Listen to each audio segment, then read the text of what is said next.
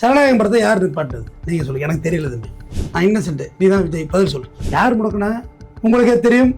ஏன் பிஜேபின்னு வராத வாயில்? வேதநாயகன் தான் பயங்கர பேர், விஜய்க்கு பிஜேபின்னா பயம். சரி, நிலையில் பேசினார்ல, எதுக்காண்டி பேசினார் நிலையில் போய்? என்ன பிரச்சாரம் அது? தேர்தல் பிரச்சாரம். தேர்தல் பிரச்சாரம். கேண்டிடேட் பேர் சொன்னாரா? திமுக திமுக திமுக ஏற்கனவே திமுகவுக்கு இவர் பிரச்சாரம் பண்ணுற மாதிரி தெரியுது. 234 தொகுதி, அதில் 233 தான் நிற்கிறாங்க. ஒரு தொகுதியே காலி ஆகிட்டு. ஏங்க டம்மி கேண்டிடேட் கூட ஜெயிக்க நாமினேஷன் சரியில்லைன்னா என்ன பண்ண முடியும்? அவர் வீட்டில் வேலை செஞ்ச டிரைவருடைய பையன் அவரை வந்துட்டு ஆள் கிடைக்கல. இல்லை ஆள் கிடைக்கலாம் போடுறதா. இன்னும் கொஞ்சம் டைட் பண்ணி தான் சங்கீதாவுக்கு சீட்டு கொடுத்துருப்பாரு. கொண்டாட்டியாக இருந்தாலும் பரவாயில்ல, டைவர் தனியாக நடந்து முதல்ல நில்லு ஒரு தொகுதியில். இங்கே வாடா சஞ்சய் தம்பி, வாடா மோனே, அன்பு மோனே, இதில் ஒரு சீட்டு பிடிச்சிக்கலாம். நீங்களே ஃபில் பண்ணுங்கிறாங்க. ஐயா நான் வந்து கண்ணு தெரியாதையா, ஆவேக்காயா எழுதி கொடுங்க, அதான் எழுதி கொடுப்பாங்க. பேசிக்கு தெரிஞ்சுட்டு வாங்க. நான் போயிட்டு ஆனவனை கற்றுட்டு வாங்க. டிஎம்கே ஆட்சி சொல்கிறேன். நடக்கலன்னா வந்து உட்கார வச்சு காதை திருவிக்காது. கண்டிப்பா இந்த ஒரு சவாலோட நான் வந்துட்டு போறேன். திருப்பி எலெக்ஷன் ரிசல்ட் வந்ததுக்கு அப்புறம் ஒரு தொகுதியில ஜெயிச்சா கூட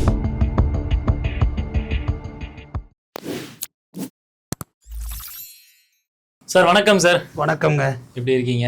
நல்லா இருக்கேன். ஸோ இப்போ வந்துட்டு எலெக்ஷன் வரப்போகுது, அதனால தேர்தல் களம் அப்படியே சூடு பிடிக்க ஆரம்பிச்சிருக்கு. எல்லாரும் பிரச்சாரத்துக்காக போயிட்டு இருக்கிறாங்க. அப்படி இருக்கிற பட்சத்தில் முதல் முறையாக வந்து தமிழக வெற்றி கழகத்தை சார்ந்த விஜய் அவர்கள் நெல்லையை நோக்கி போயிருக்கிறாரு. அந்த ஒரு நிகழ்வில் அவர் வந்து பேசின ஒரு முக்கியமான விஷயம் என்ன அப்படின்னா, காங்கிரஸை திமுக பல கோடி கொடுத்து விலை வாங்கியிருக்கு, அதனால தான் அவங்க வந்துட்டு அப்படி இருக்கிறாங்க, உண்மையான காங்கிரஸ் என் பக்கம் தான் இருக்குது அப்படின்ற ஒரு விஷயத்தை வந்து விஜய் அவர்கள் பதிவிட்டிருக்கிறார் அந்த ஒரு பிரச்சாரத்தில். ஸோ இதை பற்றி உங்களுடைய கருத்து என்ன? உண்மையான காங்கிரஸ் யார் பக்கம் நிற்கிறது? காங்கிரஸ் கூட்டணி வச்சு சீட்டு பிடிச்சி எலெக்ஷன் இருக்காங்க. இவர் ஏதாவது வாய்க்கு வந்து சொல்லிட்டு, ஏன் நீங்கள் தான் காங்கிரஸ் வந்துடுன்னு பேசுறீங்க, எங்கே வந்துருச்சா? ஏங்க உங்களோட இன்டாக்ட் கூட்டணி யாருங்க வந்திருக்கா? ஒரு லெட்டர் பேட் கட்சி கூட வரல விஜயோட. எப்படி வருவாங்க லெட்டர் பேட் கட்சி? சரி, நிலையில் பேசினார்ல, எதுக்காண்டி பேசினார் நிலையில் போய்? என்ன பிரச்சாரம் அது? தேர்தல் பிரச்சாரம். கேண்டிடேட் பேர் சொன்னாரா? யார் கூட்டு போடுறது? சொல்லியிருக்கணும்ல. 19 உட்காந்து போய் ஆரம்பிச்சதுலேருந்து திமுக திமுக திமுக ஏற்கனவே திமுகவுக்கு இவர் பிரச்சாரம் பண்ணுற மாதிரி தெரியுது. திமுகவோட பி டீமை இவர் ஆகிட்டாருன்னு நினைக்கிறேன், விஜய் ஆகிட்டார். ஏங்க இவர் அதிகமாக இவர் தாங்க பேசுகிறார் திமுக பற்றி. அது ஒரு விளம்பரம் தானேங்க. இப்போ பெரியார் தான் சொல்லுவார், உன் எதிரி தானே உனக்கு விளம்பரம்னு. அவன் தான் இப்போ எதிரியும் பேசிட்டு இருப்பான் அவனை பற்றி.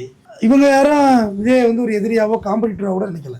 அதை பார்க்குறோமே, தொகுதி 234 தொகுதி, அதில் 233 தான் நிற்கிறாங்க. ஒரு தொகுதியே காலி ஆகிட்டு. ஏங்க டம்மி கேண்டிடேட் கூட ஜெயிக்க நாமினேஷன் சரியில்லைன்னா என்ன பண்ண முடியும்? முதல்ல அதெல்லாம் கற்றுக்கிட்டு வாங்க. அப்புறம் காங்கிரஸை பற்றி திமுக பற்றியெல்லாம் பேசலாம். பேசிக்கு தெரிஞ்சுட்டு வாங்க. நான் போயிட்டு ஆனவனை கற்றுட்டு வாங்க. அப்புறம் வந்து நீங்கள் பரீட்சை எழுதலாம். ஓகே. எதுவுமே அடிப்படையே தெரியாமல் வந்து பேசிக்கிட்டு என்ன செய்யறதுன்னு தெரியாமல் உட்காந்து உளறிக்கிட்டு தச்சிக்கிட்டு, ஏங்க தேர்தல் ஆணையத்தில் கொண்டு கொடுக்குறாங்க இது நாமினேஷனை, அவசியம் இப்போ எதாவது எழுதி கொடுங்க அப்படின்னு அவர் ரியாக்ஷனோட செம்ம காமெடியாக இல்லை, எதாவது எழுதி கொடுங்க. ஏங்க கீழே எழுத பார்க்குறாரு. நீங்களே ஃபில் பண்ணுங்கிறாங்க. எப்படி ஃபில் பண்ணி கொடுப்பாங்க? அது அஃபென்ஸ் ஆகிடாது அவங்க ஃபில் பண்ணி கொடுத்தா. நீங்கள் ஒரு கண்ணு தெரியாதவராக இருந்தால் கூட எழுதி கொடுக்க வாய்ப்பு இருக்குது. ஐயா நான் வந்து கண்ணு தெரியாதையா, ஆவேக்காயா எழுதி கொடுங்க, அதான் எழுதி கொடுப்பாங்க. வேறு எப்படி எழுதி கொடுப்பாங்க? ஆனால் விஜய் கட்சியில் இருக்கக்கூடிய எல்லா வேட்பாளர்களுமே வந்துட்டு அடித்தட்டு மக்கள்லேருந்து தேர்ந்தெடுக்கப்பட்டவர்கள் அப்படின்ற ஒரு விஷயம் வந்துட்டு எல்லாருமே சொல்கிறாங்க. அது மட்டும் இல்லாமல் அவர் வீட்டில் வேலை செஞ்ச டிரைவருடைய பையன் அவரை வந்துட்டு ஆள் கிடைக்கல. இல்லை ஆள் கிடைக்கலாம் போடுறதா. இன்னும் கொஞ்சம் டைட் பண்ணி தான் சங்கீதாவுக்கு சீட்டு கொடுத்துருப்பாரு. கொண்டாட்டியாக இருந்தாலும் பரவாயில்ல, டைவர் தனியாக நடந்து முதல்ல நில்லு ஒரு தொகுதியில். இங்கே வாடா சஞ்சய் தம்பி, வாடா மோனே, அன்பு மோனே, இதில் ஒரு சீட்டு பிடிச்சிக்கலாம். இப்போ நில்றா. ஏம்மா திரிசா, ஏவாமா ஒரு சீட்டு. அதான் துணை பொதுச் செயலர் ஆக போதாமே. அப்படியா திரிசாவை தெரியலையே சொல்லிட்டாங்க.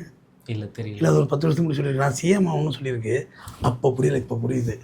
சிலம்பு சொல்லுவார்ல, அப்போ புரியல இப்போ புரியுதுன்னு. அந்த மாதிரி அப்போ புரியல இப்போ புரியுது. அது துணை பொதுச் செயலர் ஆக போகிறாங்களாமே. ஸோ இந்த ஒரு விஷயம் நடக்க போகுதா? ஆமாம், ஆஸ்திரேலியாவில் போய் இடம் வாங்கியிருக்காங்களாம். வீடு பக்கத்தில் இடம் வாங்கியிருக்காங்களாம். வீடு கட்ட போகிறாங்களாம். என்னென்னமோ நடக்குதுப்பா நாட்டு நிலவரத்தில். ஓகே. இன்னும் பார்த்தீங்கன்னா திருநெல்வேலியில் போஸ்ட் மார்ட்டெல்லாம் தகர வச்சு அடைச்சிட்டாங்க. அணில் ஏறிட போகுதுன்னு சொல்லி தகர சீட்டை வச்சு கட்டியாச்சு. வழியில் தான் ஏறுவா. கிரீஸுக்கு இது பரவாயில்லன்னு சொல்கிறாங்க கமெண்ட்டில். கிரீஸே வேண்டியில்லை, பீ தடவி விட்டுருங்க. கம்பெனி தான் அணில் குஞ்சு மோந்து பார்த்துட்டு ஓடிடுல. அது சொல்ல முடியாது. விஜய் பீனா அதுக்கு தனி மார்க்கெட்டுறதால இருக்கும். விஜய் பி, விஜய் மூத்திரம் அப்படின்னு சொல்லி பாட்டில் போட்டு இல்லை சொல்கிறது கேளுப்பா. விஜய் குடிச்சிட்டு எச்சு வாட்டர் பாட்டில் 10,000 ரூபாய். விஜய் உட்காந்தா நாற்காலி ஒரு ரேட்டு போடுறீங்களாப்பா. அதுமாதிரி இதையும் போட்டுற வேண்டி தானே. நல்லா ஒரு மார்க்கெட் இருக்கும்ல, அதுக்கு சொல்ல வந்தீங்க. சரி, இந்த அளவுக்கு அவதூறாக பேசுறதுன்றது சரி. அவதூறாக பேசலையே. இல்லை, கொச்சையாக ஒரு விஷயம். பீனா கொச்சையா தம்பி உங்கள் ஊரில் தாவேக்காவாடி இல்ல தூய தமிழ்ல பி தானப்பா. கரெக்ட் தான் சார். ஆனா அந்த ஒரு விஷயத்தையும் மக்கள் வந்துட்டு அதை பார்த்துட்டு கிரீஸ் அடிச்சது உனக்கு கொச்சையா தெரியல, அசிங்கமா தெரியலையா? சைலண்ட் அப்படின்னா எல்லாம் சைலண்டா இருக்கணும். அவங்க தான் தலைவர்கள். மற்ற மாநாடெல்லாம் பார்த்துருக்கீங்களா? இல்லை டிவியில் தாவேக்காவினர் மற்ற மாநாடு பார்த்துருக்கீங்களா? அது எனக்கு சமீபத்தில் இந்த சீமானுடைய மாநாடெல்லாம் ரொம்ப பிடிச்சிருக்கியா? ஒரு சின்ன பிட்டு பேப்பர் இல்லாமல் எல்லாத்தையும் பொறுக்கி போட்டு அது அடுத்த நாளை பார்த்தா அந்த மாநாடு அந்த சுவடே இல்லாமல் போயிடுறாங்க. இல்லை, அது ஒரு விதமான டிசிப்ளின் தானே. அண்ணன் வேணா 1000 போய் சொல்லியிருப்பார் சீமான் அண்ணன். அண்ணா அள்ளி விடுங்க, யாரு காசா போசா அதெல்லாம் அள்ளி விடுவார் அண்ணா. அதெல்லாம் ஒன்றும் இல்லை. சீமான்லாம் நல்ல ஒரு, எனக்கு என்னமோ அவர்லாம் ஒரு நல்ல ஒரு டீசெண்டான ஆளாக தானே தெரிறாரு. அவர் யாரையுமே தரக்குறைவாக பேசலையே. என் முதலமைச்சர் தரக்குறைவாக பேசியிருக்காரா? திட்டங்களை தான் பேசுகிறார் அவர். தனிமனித தாக்குதல் சீமான்ட்ட கிடையாது, திட்டங்களை பேசுகிறார். இந்த சிஸ்டம் கொண்டு வந்திருக்கீங்க, இது தப்பு தானே அப்படின்றது பேசுகிறார். மற்றபடி இது பேசுறது இல்லை.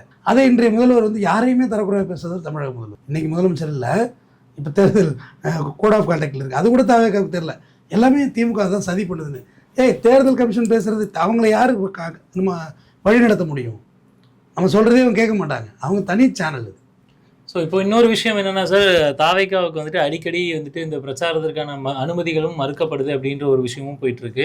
அதே மாதிரி விஜய் அவர்களுக்கு தொடர்ந்து அவதூறு அப்படின்றது வந்துட்டு இருக்கு. ஆளுநருக்கு, இங்கே உள்ள ஆளுநருக்கு மனு கொடுத்துருக்கணும். ஹரியானா ஆளுநருக்கு மனு கொடுத்தாக்க எங்கே கொடுக்கணும்னு தெரியல. போஸ்ட் ஆஃபீஸ் போய் எங்கே போஸ்ட் அனுப்பி விட்டாக்க எப்படிப்பா?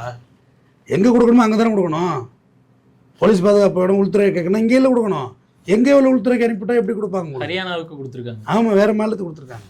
ஓகே. ஸோ இந்த ஒரு விஷயம் வந்துட்டு இன்னொன்று என்னென்னா சார், அவர் மேலே அவதூறு அப்படின்ற ஒரு விஷயத்த தான் புகுத்திக்கிட்டே இருக்காங்க என் மேலே.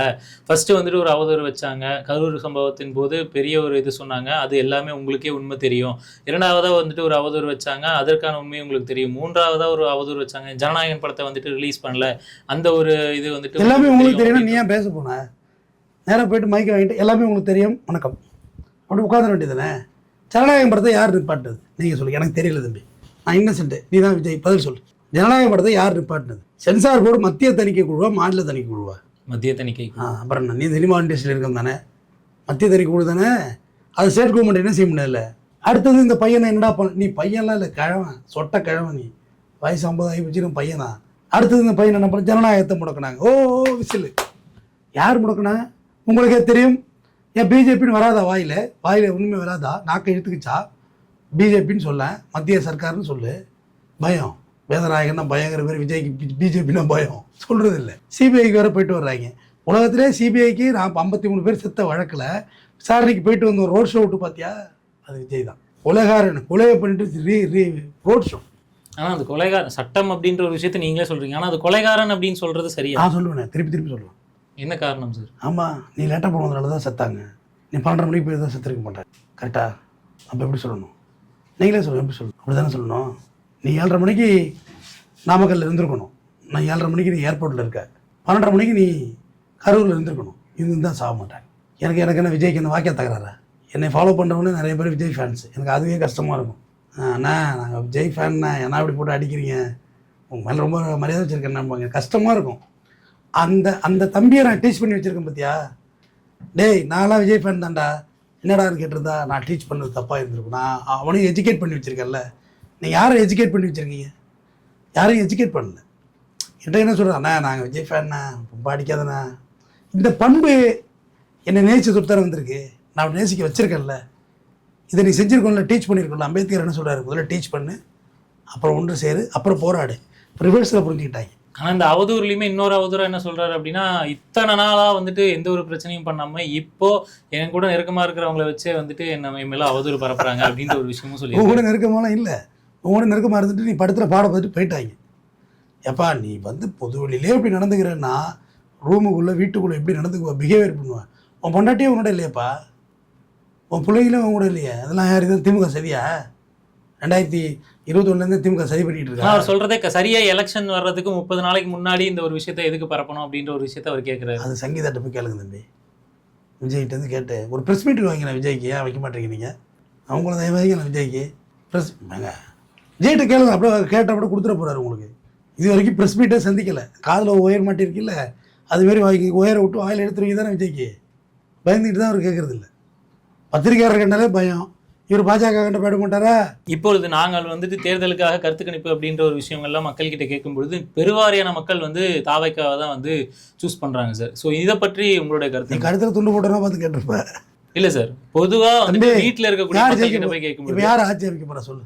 அது வந்து எலெக்ஷன் வந்ததுன்னு சார் தெரியும். அப்புறம் ஏன் கருத்து கணிப்பு கேட்டீங்க? போய் கருத்து கணிப்பு கேட்டீங்கன்னு சொல்லுடைய தாவேக்கா ஆட்சி அமைக்குன்னு சொல்லுங்க. தம்பி நெறியாளர் சொல்றாரு தாவேக்கா ஆட்சி அமைக்கும் இல்ல, சொல்லுங்க. பெருவாரியான இளைஞர்கள் அவங்க சொல்லுங்க. பக்கம் நிற்கிறாரா தைரியம் வந்துட்டு இருக்கா? கருத்து கணிப்புல வந்துட்டு நான் வருது சார். சொல்றேன் அதனால நான் சொல்றேன் டிஎம்கே ஆட்சி அமைக்குன்னு சொல்றேன். நடக்கலனா வந்து உட்கார வச்சு காதை திருவி கேளு. சொன்னீங்களே என்ன ஆச்சுன்னு கேளு. நான் டிஎம்கே ஆட்சி அமைக்குன்னு சொல்றேன். எதிர்க்கட்சி தலைவரை எடப்பாடி பழனிசாமி உட்காருவாருன்னு சொல்றேன். 233 தொகுதியிலும் தாவேக்கா தோக்குன்னு நான் சொல்றேன்.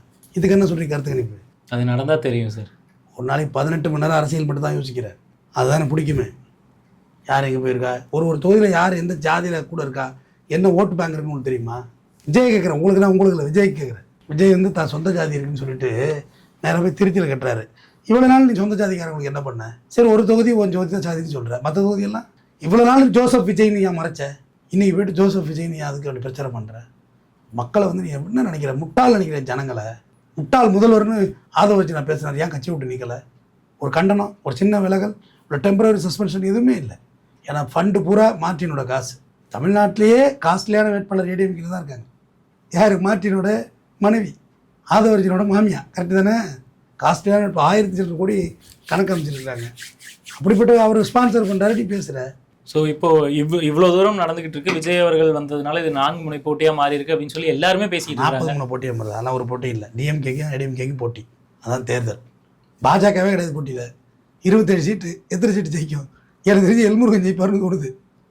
வேறு யாரெல்லாம் பெருசாக ஒன்றும் தோணில்லை எனக்கு. ஒன்றும் எல்முருகன் ஜெயிக்க வாய்ப்பு இருக்குது. மற்றபடி டைட் ஆடிச்சுன்னா வேறு மாதிரி கூட ஆகும். சூரியனுக்கு ரெட்டரைக்கும் போட்டி. நடுவில் இருக்கவங்களாம் சும்மா.